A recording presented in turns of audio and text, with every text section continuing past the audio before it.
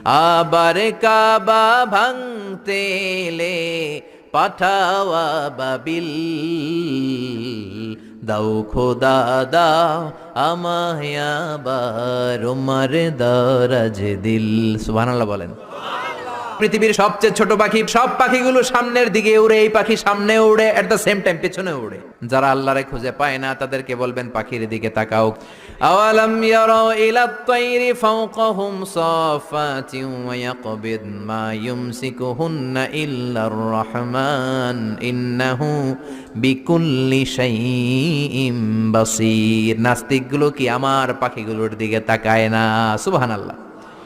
এই যে পাখিগুলো থাকে ফাওকাহুম সাফাতিন, পাখিগুলো কেমনি ডানা মেলে উড়ে বেড়ায়, আবার নামার সময় ডানা গোটায়, ডানা ঝাপটায়, কেমন করে পাখিগুলো উড়ে।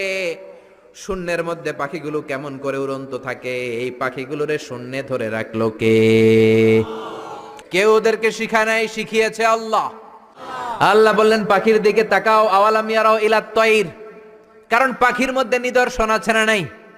পাখি নিয়ে গবেষণা করলে পাখির রব আল্লাহরে খুঁজে পাওয়া যাবে। এজন্য কোরআনের অনেক জায়গায় আল্লাহ পাখির কথা বললেন, ওয়া আরসালা আলাইহিম তাইরান আবাবিল। আবাবিল পাখি দিয়ে আল্লাহ আব্রাহারে শেষ করলেন। এরপর সাইয়েদনা সুলাইমান আলাইহিস সালামের একটা পাখি ছিল, নাম কি?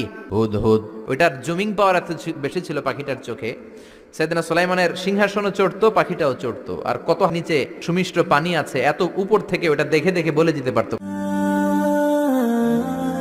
Be a part of our vision. Do listen and share the khair.